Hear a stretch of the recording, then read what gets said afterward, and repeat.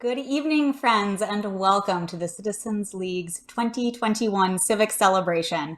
I'm Laura Mon Ginsberg, Chair of the Board of Directors, and I am here with Kate Cimino, the League's Executive Director. We are live with you tonight. We're so excited to be your host this evening as we recognize our two incredible honorees, Charles R. Vigg and Phyllis Rawls Goff, and as we celebrate the Citizens League. Many of you with us tonight are longtime friends and supporters of the League. Welcome. Thank you for being here.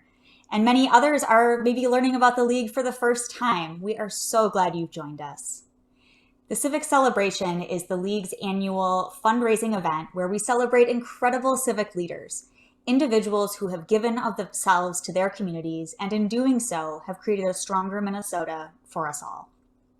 The Citizens League creates spaces for public policy discussion that produces innovative solutions and better outcomes by welcoming and respecting multiple and varied perspectives. For nearly 70 years, Citizens League has worked as an organization that embraces and lives in the tension of multi-partisan perspectives. We bring people together on tough, urgent issues like the two public safety projects we have going on right now with the City of St. Paul and the Met Council. Over the course of our time together today, you will get to hear much more about our work and what's next for the League. But before we do that, I would like to acknowledge, thank, and officially welcome you to this year's Civic Celebration.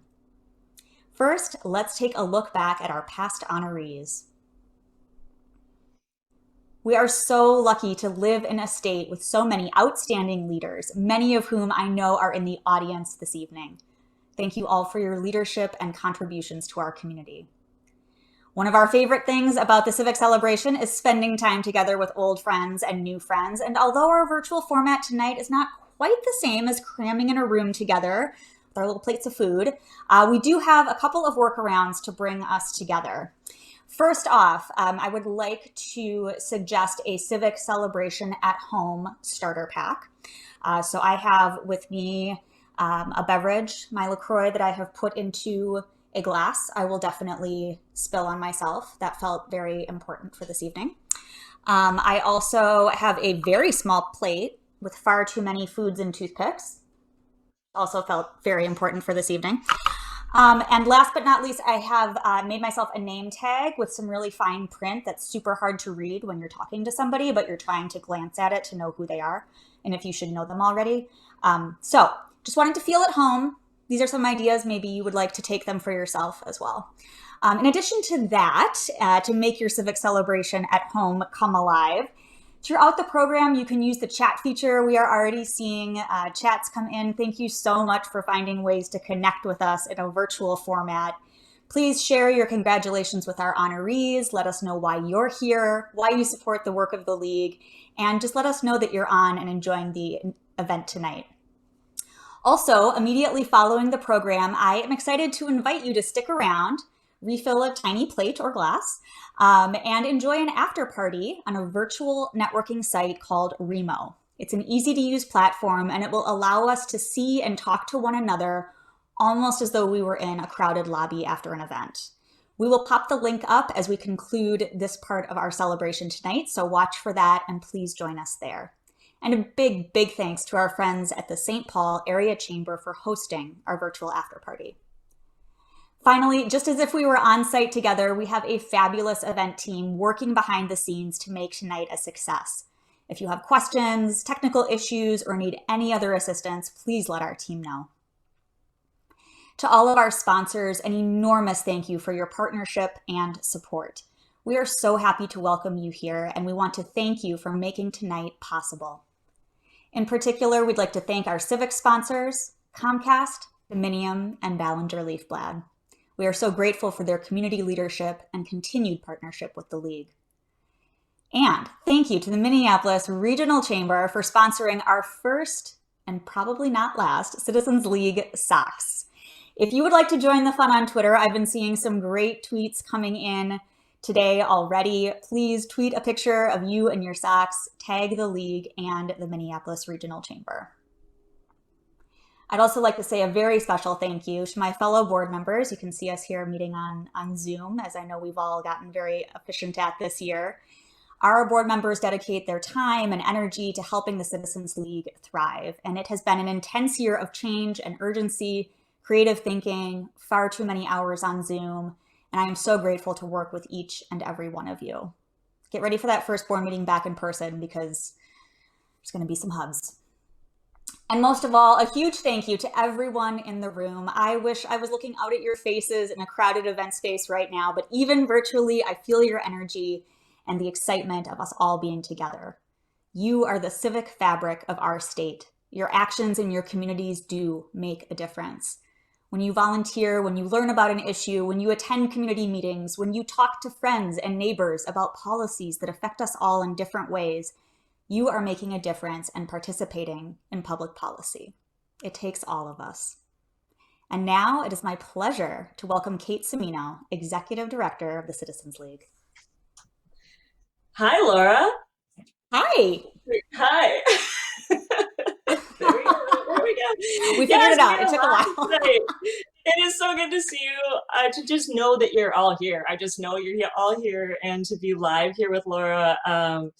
It is the Civic Celebration, and I also made myself an overcrowded tiny plate of cheese and stuff. I didn't have any. This is the only way I know how to event. This felt very I know, and important. so then you gotta hold it in your hand and hold your glass in your hand at the same time. I have LaCroix also, Spindrift actually, and then you gotta like walk around.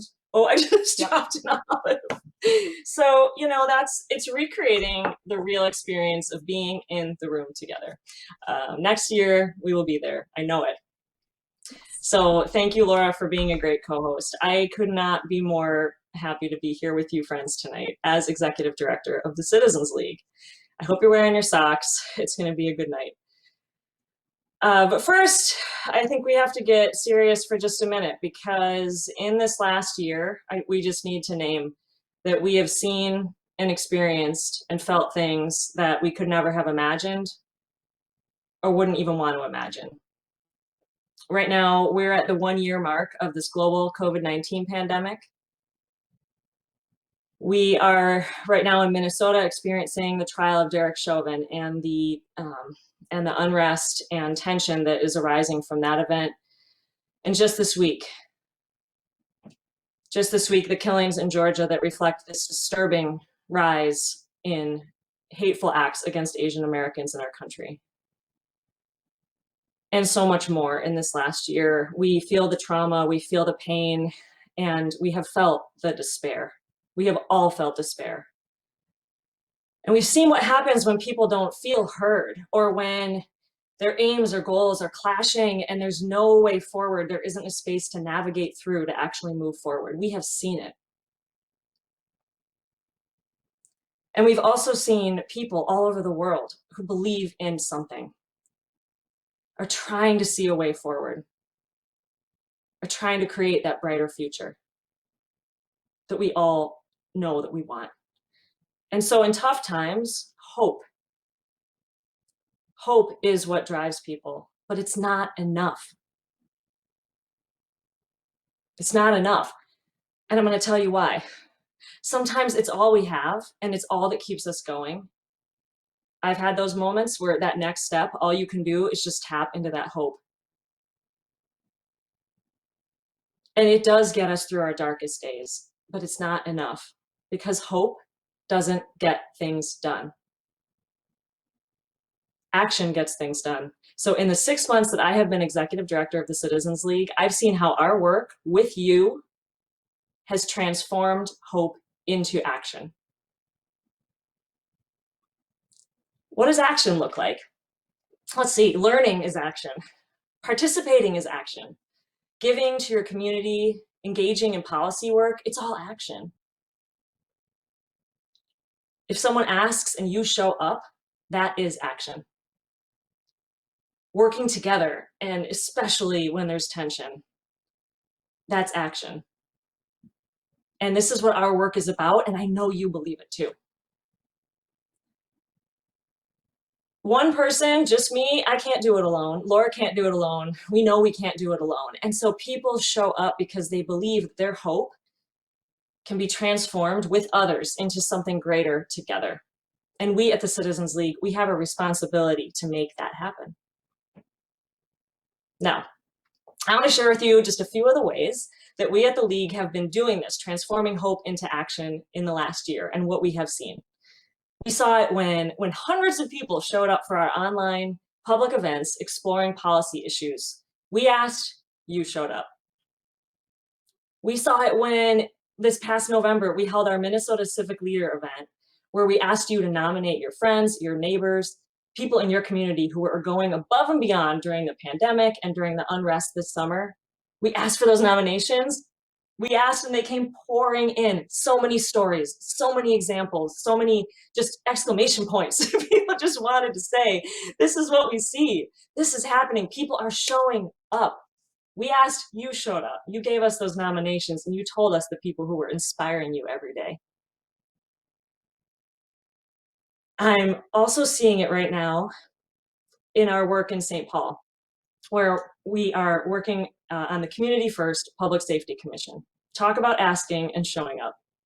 I'll tell you a bit about this. Mayor Carter asked the Citizens League to be involved in this project. We said yes, we showed up. Then he asked 48 members of the St. Paul community to be part of this commission. They showed up.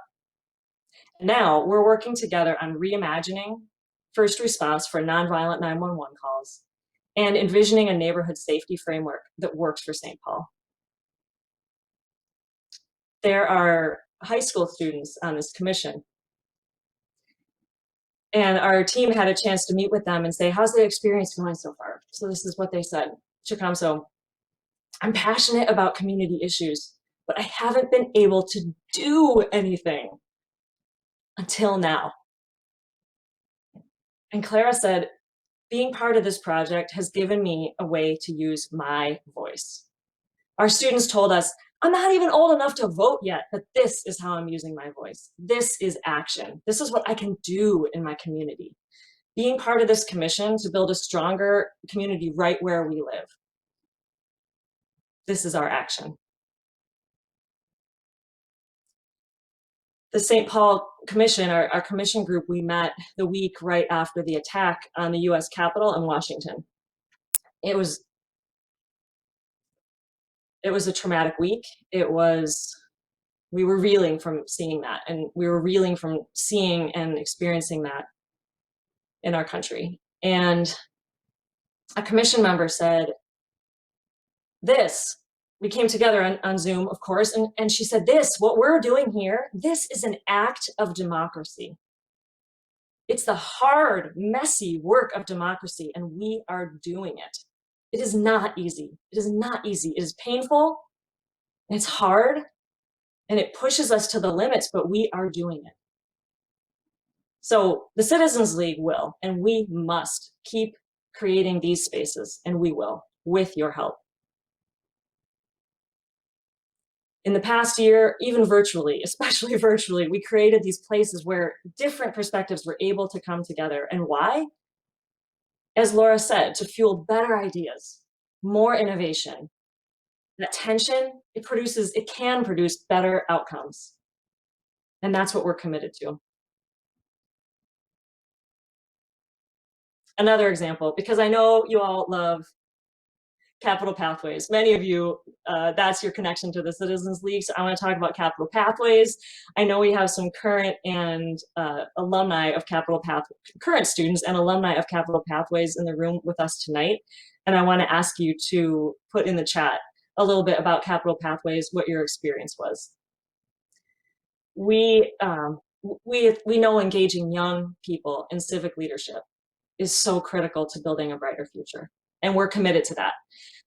Capital Pathways, you'll see our cohorts here. Capital Pathways is the paid internship for college students of color, Black and Indigenous and students of color in Minnesota to have paid internships in legislative work at the Capitol. So they're working in nonprofits, law firms, corporations, government, bringing their full selves to the work.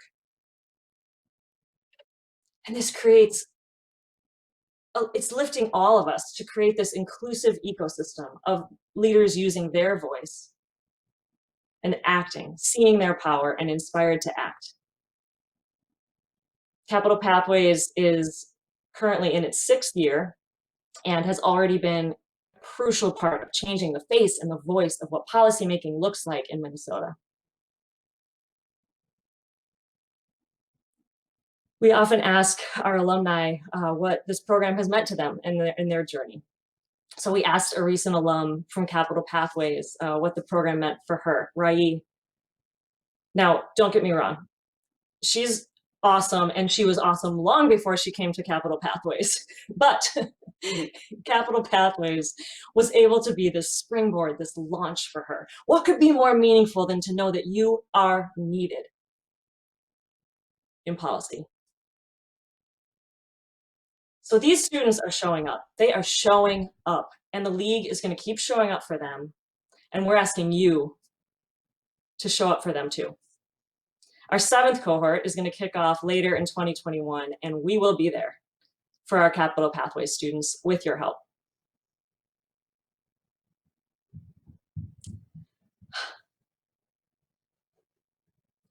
So tonight, Civic Celebration. I wish I was in this room with you. I wish I was in this room with you, transforming our energy together. We are here virtually, but I can still feel your energy. And I can't think of 2 people who better exemplify transforming hope into action than our 2 honorees, Phyllis Goff and Charlie Vigg. I am so excited to be honoring these 2 incredible people, and one of my favorite things has been to see not only tonight in the chat here, Kent Whitworth, Deborah Watts, so many other folks jumping into the chat to congratulate Phyllis and Charlie, but the emails have been coming into our team all week. We are so excited to honor these 2 people. One person said, these are 2 of the most incredible people I've ever met, and we could not be more happy to be honoring them. I had a chance to sit down with both of them in the last months, getting to know them a bit leading up to this event. And it has been such a centering and clarifying experience because they show us and they model for us through their actions that we can all do this.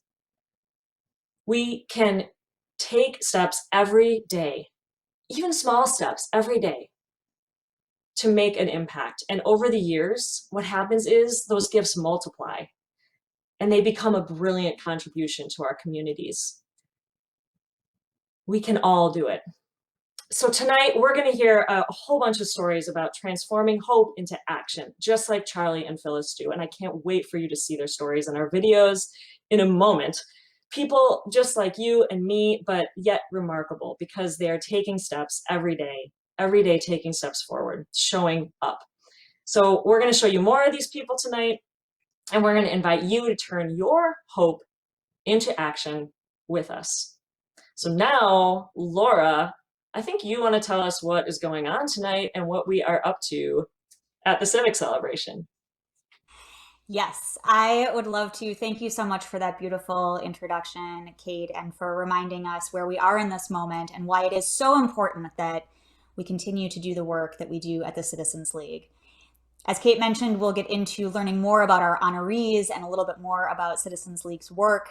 But for a moment, I did want to pause and remind us all that tonight is an event to support the League. As you've already heard and as you know, the Citizens League creates platforms, spaces, and places in public policy that bring together different perspectives to produce new solutions and better outcomes.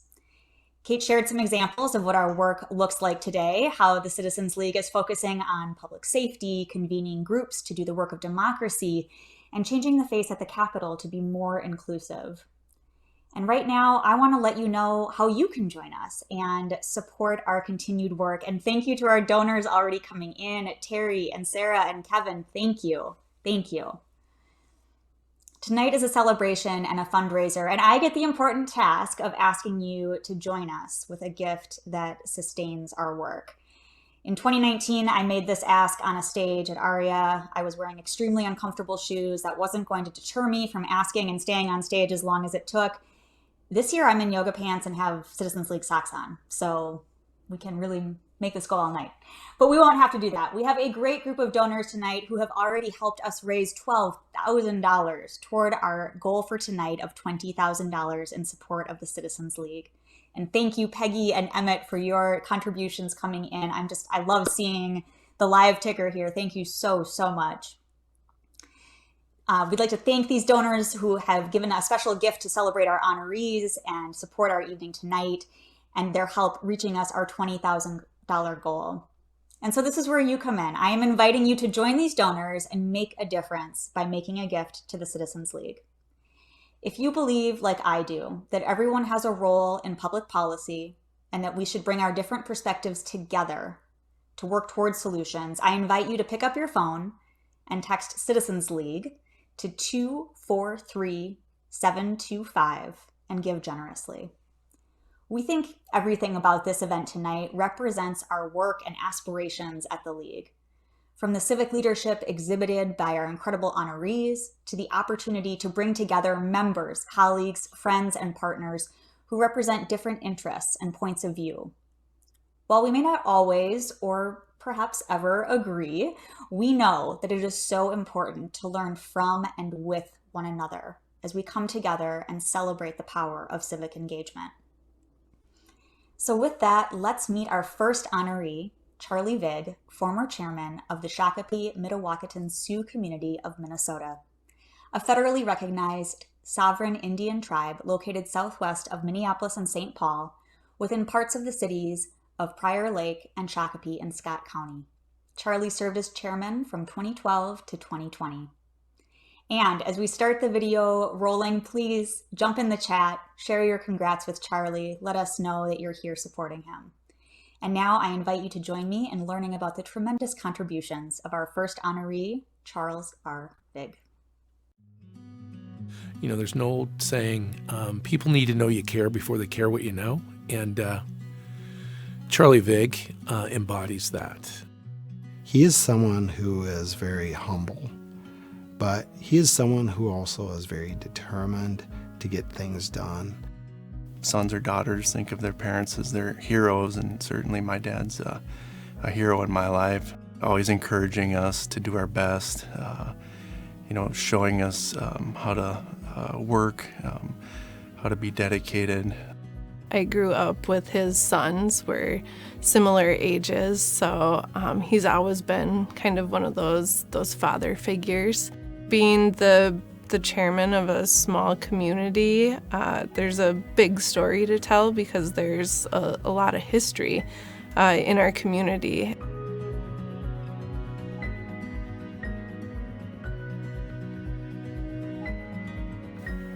I never had an aspiration to be in politics. I love construction. I love being outside. I like moving. As a construction person, there's many steps that go into a project. I think that's one of his main strengths is he's always planning. He's 1, 2, 10 steps ahead. When he took office from a chairman that was the chairman for 20-some years, and he came in and needed to take hold of the community and set his own tempo. There had been times in the history between the city and the tribe where conversations didn't occur. I think early on in his leadership role as chairman, he made a point to reach out to get personal relationships with the folks around us. One of the things that stands out most is his willingness to share his time with people and build relationships. I think those are two things he's really good at. He's always encouraged others to get involved the best they can. He knew that you're probably going to get a better product if you get everybody involved. Being a sovereign nation, we have to provide for our health, welfare, and safety of our members. I used to look at it as we're growing together. So how do we interweave our streets and our water systems, or how do we work together with our neighbors? Through just the natural way he communicates with others, I think he developed more friendships, and I think, when you can approach somebody as a friend, I think it's just more natural, and I think that's what he was able to do. I would lean on Charlie for perspective. He has a profound sense of history and where he is in place relative to history. He would say to me often, having purpose, having a compelling sense of urgency to what we do is essential, but we're going to get there together. Some of the challenges that we faced was the growing together as communities. One in particular was a road connection that on the city side and the county side, we ended up, because of our growth, ended up buying the land that this road was intended to go through on both sides, my community members and theirs didn't always want that. When times are tough, for Charlie, the time doesn't speed up, it slows down. And there is this calm where all of a sudden there is space in the room for solutions and perspectives to come forward. But he also brings with him this understanding that where we are today, we're going to have to move to another spot. We can and we will make it better. We would talk about our growth and how we need water and sewer and gas and streets. A true leader should encourage others to be the best that they can be, and ultimately, I think that's how you'll achieve the best community. Day in and day out, Charlie was there for the conversations with both the ear as well as the perspective, and happy to say we got it done. As soon as it opened up, you see the people from both sides walking on the sidewalks that connect us. I think it opens the light. It shows the people on both sides that we can work together. We have to work together for them common goals. Tribal history, tribal sovereignty, those are topics that a lot of people don't know a lot about. So as a tribal leader, you are in many ways an educator, so that people understand, why you do the things you do, why your community functions the way it does. Learning how to go to D.C. and to educate Congress, you start to understand the reason, and it helps educate them on who we are as a tribal nation. Because I don't think it's taught enough in school. I don't think history is told the way we believe it. So the more that we can do to educate the public, it just brings us all together. One of the things that I think our previous generation has provided this generation is the opportunity to learn our culture and our language. For 20 years, we were talking about a cultural center, and Charlie went out and started the groundwork on the cultural center. This building, this cultural building that we built, is our place to educate our own members, educate the public. This building here is a perfect place for it, and we're seeing that every day. And you're seeing that strength starting to come through our youth. It helps build leaders. It helps educate them on how and why we do things the way we do.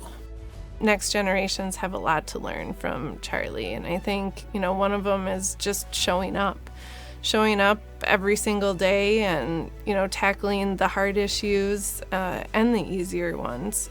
Charlie never shied away from crucial conversations, difficult conversations, because his experience was the relationship's going to get stronger through them.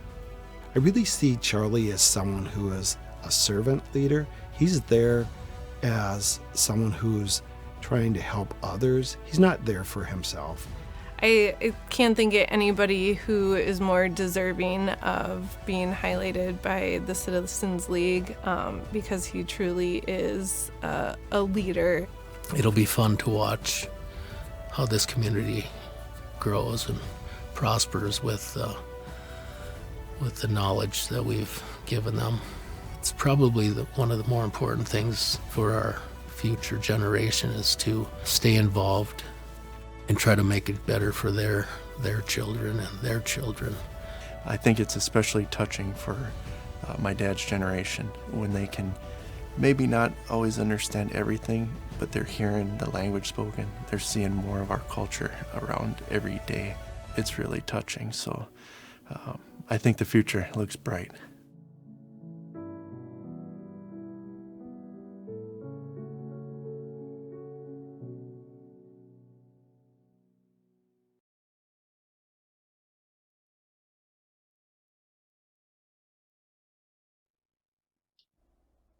Wow. Wow. I loved that. And I loved seeing so many comments rolling in the chat from folks who know Charlie, appreciate him, appreciate what he has done. Bill Mars, Heidi Larson, Jason Weddle, Jan Unstead, Kurt Briggs, and so many more. A friend of Charlie's said, "I'm so proud of you and all of your contributions to make life better for us all and for being my friend." Laura, I had a chance to go to have the conversations that were in the video, to have those conversations with folks at the community center, Hochakatati, and it was my first time visiting, and it was so beautiful, just so perfectly, just in its physical form, just showed so perfectly the values that we heard Charlie and his community members talking about in that video. What I want to know what stood out to you though from Charlie's story. So many things. We should all be so lucky to be called a true servant leader, and obviously that's something that Charlie has really embodied. His fellow honoree Phyllis adding her congratulations in the chat as well. It's just really lovely to have the two of them honored tonight. I loved hearing about how folks' relationships with Charlie were strengthened through tough times and tough conversations in years that have been incredibly tough, and not just in the public policy space. I think we can all agree it's more important than ever that we devote ourselves to building bridges and really working to hear and listen to each other. I also appreciated Mayor Briggs talking about Charlie and his sense of urgency to do the work, but pairing that with a commitment to getting there together. I think that's such an important tension to hold, and I think that's something that is really true to the Citizens League mission as well. For sure, and it's making me think of the public safety projects we're working on right now, like our St. Paul project, where we're trying to hold that space for that tension and seek points of connection while still bringing so much urgency to the work that just must happen. And so it's not easy, but we're committed to that effort. And I loved hearing so many stories from Charlie about Charlie, about what he has done to embody that and just show that urgency. We are going there, we are getting there, but we're going to get there together. We have another comment. I love Trisha's comment here. That video almost did Charlie justice, almost. That's just how great he is. Congrats to a spectacular man, inspirational. Thank you, Scott. So again, Charlie, congratulations. It is our honor to honor you, and we are so happy to be able to do that tonight. Congratulations again, and thank you for all of your commitment and your dedication. I know that everyone here tonight, again, I wish we were in that room of 300 people. We all feel that gratitude and appreciation for you and your work, Charlie. Thank you. And now it's my pleasure to introduce the video of our next honoree, Phyllis Rawls Goff. And if you haven't met Phyllis yet, you are going to love a chance to meet her tonight and get to know her a little bit if you don't already. So get ready, folks who know Phyllis, to put your comments in the chat too. I can't wait to hear from you as well. So you'll see tonight we're honoring Phyllis for her community contributions, but her impact in Minnesota goes way back. Her professional career, almost 30 years in mostly the telecommunications industry with companies like Northwestern Bell, US West, and Quest, working in community affairs and government relations. And as if that wasn't enough, because Phyllis, she also held leadership roles in higher education and in philanthropy. So speaking of a cross-sector leader that we love to talk about, Phyllis embodies all of that. In the community, her volunteer contributions are countless. So many have asked, and Phyllis has always shown up. She has just always said yes. On the board of the McKnight Foundation, the Minnesota Historical Society, and especially, I know Penumbra Theater holds a really special place in Phyllis's heart, and you're going to get to hear more about a few of those organizations here in the video and see some beautiful images of Penumbra productions as well, which are really a special part of our next video. And so as we watch Phyllis's video together, please share your comments in the chat. I know you already are. Minnesota Historical Society, Deborah Watts, and the board of directors of the Emmett Till Legacy Foundation. So please keep those coming in. And as we watch the video together, let's celebrate Phyllis Rawls Goff. So many people and organizations have benefited so profoundly because of their relationship with Phyllis. She is a woman of conviction. She is someone who knows herself and has a commitment to working on and advancing things that are important to her. Phyllis really cares about why you think the way you do and what it is that you think, and really tries to get into your perspective. I think she's very talented at empathy. Phyllis is an example of someone who takes her citizenship very, very seriously. She participates, she's responsible. She understands why she's there and isn't afraid to step up and let you know why she's there.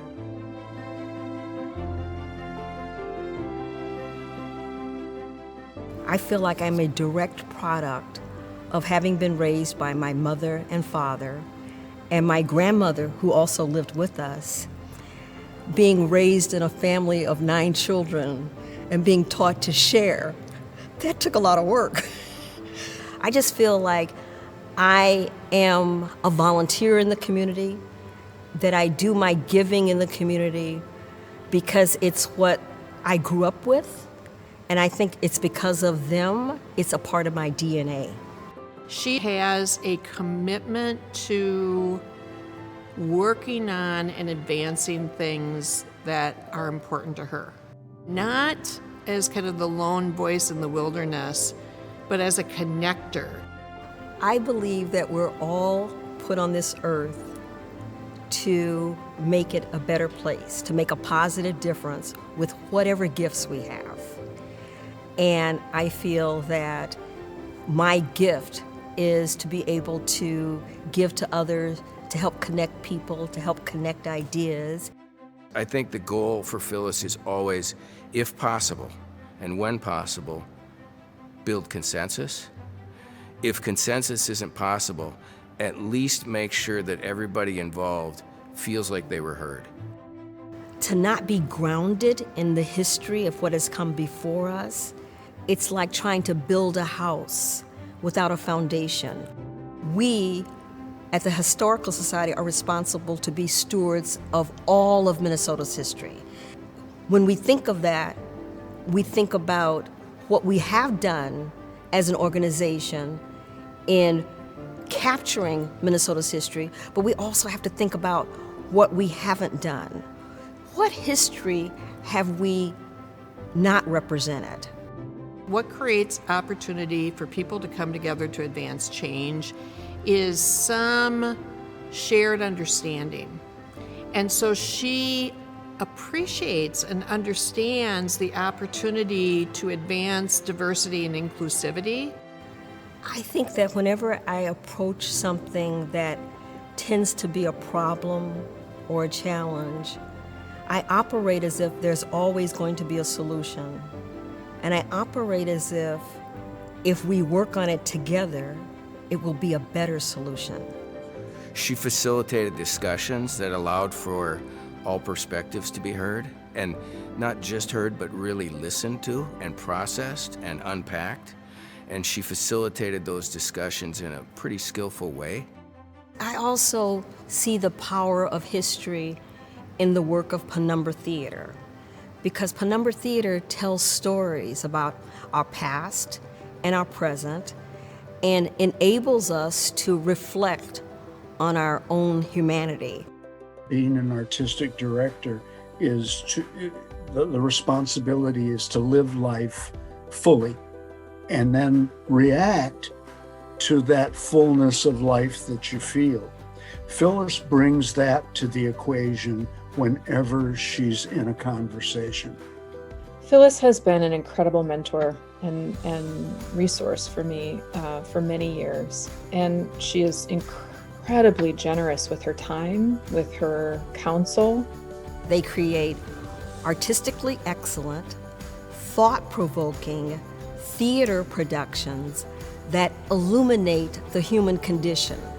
Humanity is what brings us together. Humanity is what makes us all of one race, the human race. She knew that we fit within a larger macrocosm that kept arts organizations of color undercapitalized. And so she understood that part of her civic duty was to figure out how to get resources to this legacy institution. She is the history keeper, if you will, of these important institutions. And it's her personal relationship with those that she engages with that creates the space. You want to say yes to Phyllis. It takes courage to come into an organization and fight through deficits and still understand that the mission is worth it and powerful and needs to be supported when it isn't. That's when a little person like Phyllis looks like a giant to you. She's the glue that holds all those disparate change agents together and actually helps marshal them forward to get something meaningful done. Most people provide more energy and passion to a situation that gets it to a place where it's uncomfortable. She provides a calmness, a subtleness, and a respect that really makes it a lot easier to deal with. I think it's really important that we know that even with some forces out there today who want to continue to divide us or to accentuate the differences, that we really need to rise. We need to rise above the divisiveness, knowing that it's going to be difficult, but being willing to take that risk and say, it's more important that we at least make the attempt, that we try. She is an example of what so many of us could do if we make that commitment that we're in it for a marathon and not a sprint, and that we're going to be on this journey with so many others to make something meaningful happen. And I think that's what I value about the work of the Citizens League, because I think the Citizens League tries to bring people together from different sectors, from different points of view, and then try to effectively create solutions that work towards a better public policy and hopefully thus a better community. I think that it is just so valuable to have that much knowledge, kindness, and civic responsibility all in the same body, all in one person. I love celebrating her. I just hope that Phyllis is ready for more people to tap her and say, hey, come help us. I'm hopeful that there are enough of us in our society who care enough about coming together for the greater good.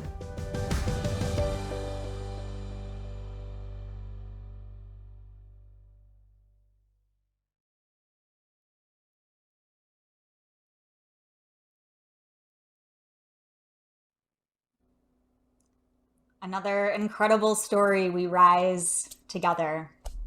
I can't stop smiling. I know, it hurts. It's so good. The chat is blowing up with congrats for Phyllis and Charlie, and I love that they both gave a little shout to each other, saying they're honored to be honored together, and we love that. Hamline University says, Hamline is honored to celebrate with you all. Phyllis embodies the spirit of John Wesley. She does all the good she can for all. Congrats, Phyllis. And Cindy said, I'm so proud of my other mother, Phyllis. You are the best. I know there have been a lot of great comments, but Laura, what really stood out to you from this video? So much. What I heard in Phyllis's story was how we need drive and urgency and a laser focus on where we're going.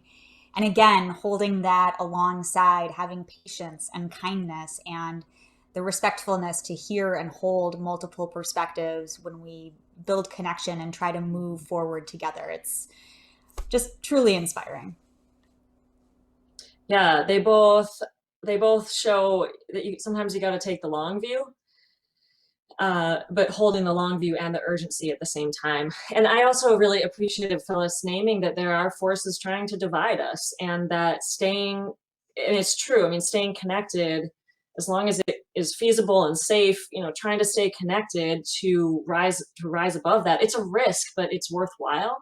And it's difficult, but it's worth the effort. And we won't always agree, nor should we, but the effort is worth it. And the solution we reach together, we trust is going to be better than what we could accomplish alone. So what else is happening? We got the sassy ladies are here tonight. The sassy ladies are here. They probably have a plate of food and a drink too. If I was a sassy lady, that's what I would do. They've known You are Phyllis a sassy for lady, long Kate. time. Thanks, Laura, you too. She's always made us proud to be able to share time and space with her. That's another thing. I'm glad you named that, sassy ladies, because I heard time in both of these stories and videos. Phyllis and Charlie both gave their time to others. And I've noticed that with some of the people that I admire the most in this world, that when you're with them, you feel like they have nowhere else to be. They are focused there on you. It is the time they're giving to every person in their life, the issues that matter. So I loved seeing that. We have congrats from Sharon, from Joyce and Amiko, from Deborah Watts, from Kathleen O'Brien, from David Kelleher, from Dominic Papatola. Thank you so much, everybody, for jumping in the chat. Laura, tell us a little bit about what's next here. It's my pleasure. So I know we're all thinking about Phyllis and Charlie's examples and thinking about how we can follow their lead. And I'd encourage you to do just that. It is never late. It is never the wrong time to be more involved. Is there an issue that you want to know more about? Is there a committee you could join in your neighborhood or city? Is there something that you see happening around you and you wonder if it could be different? What difference do you want to make? That is the work of public policy, and we all have an obligation and a place within it. And if you don't know where to start, I welcome you to start right here at the Citizens League. Tonight, after all, is a celebration and a fundraiser. And as mentioned, I'm in comfy socks, so we can do this for a while. And I'm going to tell you how you can support us. We've got some amazing donors coming in. Thank you, Robert, Margaret and David, Angela, Jake, Shona, Brian and Betsy, Gay, Pahua, Tammy, Scott, Lisa. It's just overwhelming to see this kind of support for the organization. We just appreciate you so much, including our former executive director who's on that list I just called out. So as a reminder, this is a fundraiser, and we are working to keep civic leadership alive in Minnesota, and we're looking to meet a $20,000 goal tonight. So we've made it pretty easy, as you can see here. You can go to citizensleague.org/donate on whichever device you are on this evening.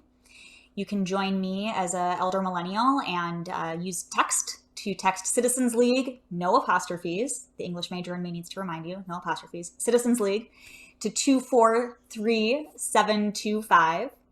You can go the classic route and grab a checkbook, drop a gift in the mail. We are happy to support whatever your journey is. Thank you to the donors coming in, Jim and Shannon, Eric, Aaron, Etta, Sean. I can't even see them all coming. They're coming so fast. Linda, Tom, this is just truly amazing. So when you're giving to the Citizens League tonight, what are you investing in? What is next for the League and the work that we're doing? Well, in the year to come, we are launching our 7th Capital Pathways cohort, as Kate mentioned a little while ago. We have a rural-urban policy series, and our public safety work continues into this year. As we move through the challenges of a global pandemic, a racial reckoning, and as Kate mentioned, all the other things that are constantly getting heaped upon us, the League is eagerly engaging in conversation with our community to identify where we can make the most impact. So your support tonight, stepping up to meet our challenge as we raise $20,000 together, it all helps us transform hope into action. Any gift that you can make is appreciated, and I thank you. I see more donors coming through. John, Carmel, Kent and Sarah, Eusebio, Kathleen, Jessica, Charlie, Jim, Sharon, thank you. Thank you. And while you're making your donations, I want to mention another way that the Citizens League transforms hope into action. Many of you have participated in our public events over the years on all sorts of public policy issues. And in 2020, we took those events online, much like tonight, although with a little bit less studio basement feel.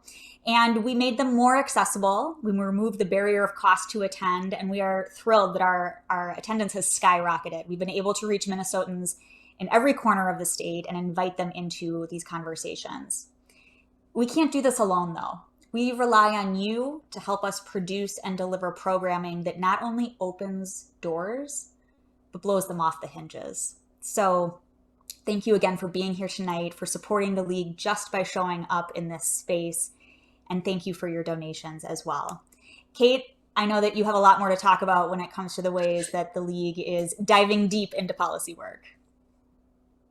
Not too much more. I mean, we're not going to hold people back too much longer from the virtual networking, but maybe another. I can't do a Citizens League event without talking about what some of our longtime members know as a key part of the Citizens League, which is our study committee process. Since the 1960s, the League has been bringing together people, stakeholders on all different angles of an issue to really dig in on developing and coming up with the best policy solutions, or good policy solutions that are well informed by lots of different perspectives. And today, the League in particular, we take the time and effort to ensure that the voices of those most impacted by certain policy issues are really there at the decision-making table, especially if those same folks historically have not been in those decision-making and policy-making seats. And so one example that I'll share with you tonight is caregiving. Many of you may know about sandwich caregiving, which is what we call when you may be caring for young children as well as for older adults, parents, or elder loved ones. And this is a core part of family life, but it has become really much more difficult and amplified the challenges of sandwich caregiving during COVID, as many of us have seen and know personally. The League just finished a 2-year project with some awesome partners, and we looked at caregiving policy and really prioritized the voices of caregivers, the people doing the caregiving in their everyday life. And we made their perspective central to the work, and acknowledged that culture and tradition and family values really shape what that work actually looks like, and thus what good policy might look like. One of those great partners on this project was Alejandra Diaz. And Alejandra helped us understand that while the experts may have advocated for more resources for caregivers, what she needed was just more time and space. And that's what caregivers like her need, because they already know what to do and how to do it. They just need to be able to have the time and the space to do what they already know how to do. So thanks to this work, we can now open more conversations to explore policies about what types of, how employers could reconsider policies that can help provide what caregivers really need. This is policy in action. And these are the spaces that the Citizens League creates. These spaces, we can activate the gifts and the talents and the agency that people of Minnesota already have, but bring that into the public policy space everywhere and every day.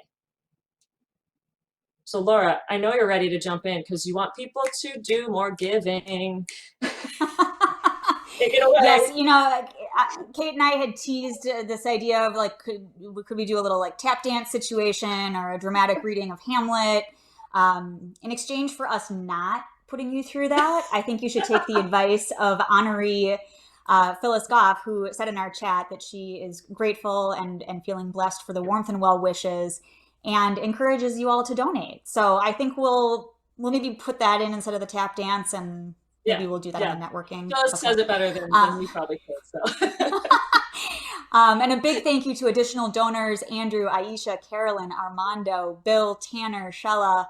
Oh, we are so grateful for your support. Wherever you are, if you're at home, if you're at work, you can make a tremendous difference right now. Your support brings countless Minnesotans into the policy process. Brianna, Grant, Jay, Patrick, Nancy, thank you. Thank you for being here. Thank you for supporting our work. If you have ever said, someone really should, I am here to tell you That person is you. You are the someone. You should. And this is your opportunity. What we're able to accomplish in the coming year, we want to do with you. If you're feeling fatigued and frustrated and want to stand with other people to transform hope into action and create great policy throughout our state, this is an opportunity to do something.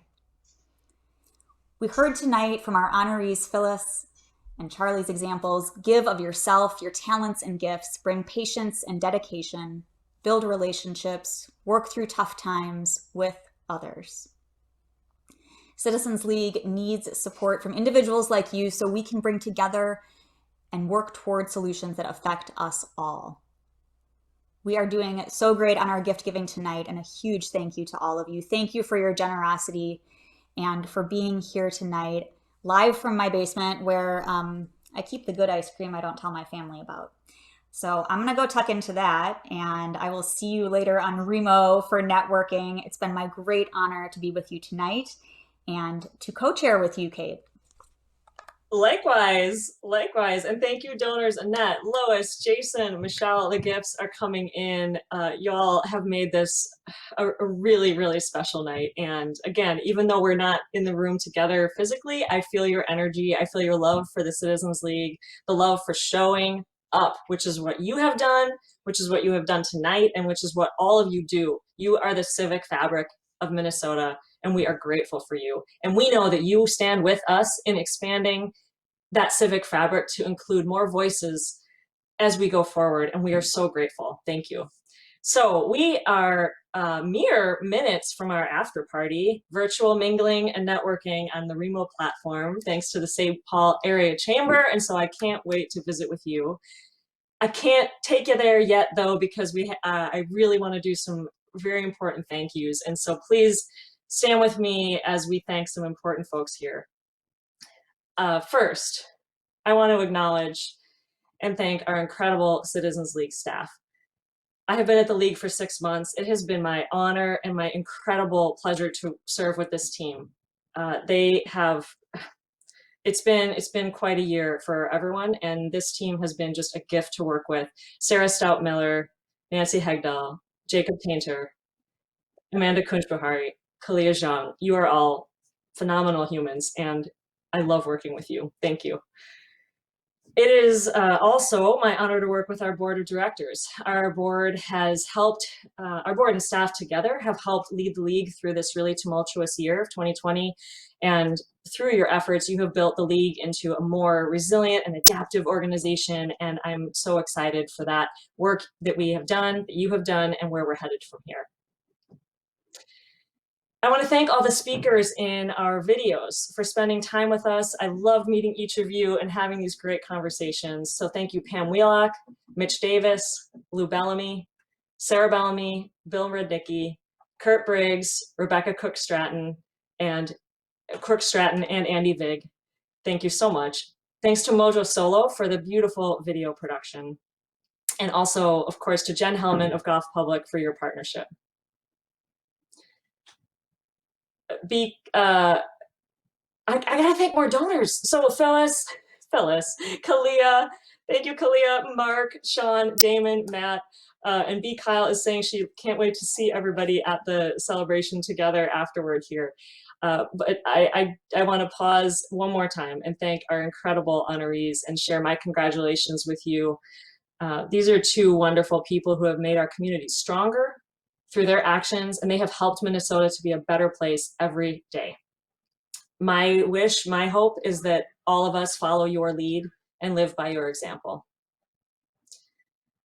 And lastly, I just want to thank you for showing up tonight. I know and appreciate and love so many of you, old friends and new friends I can't wait to meet in person. You have shown up. We asked, you showed up. You have shown us your generosity. And it has warmed our hearts and has made me have this smile on my face that's going to be here for like a couple more weeks. So you'll see it at the after party.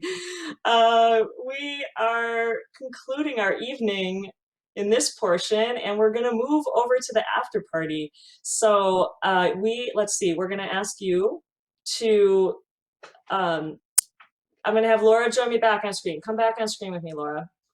And I'm going to invite you to, oh, there you are. You're eating your ice cream. That's good. Yeah, and I got my name tag on. I'm ready to go network. I've drank my LaCroix. Okay, so now we're going to invite you to click the button under your chat box that says join post-event networking.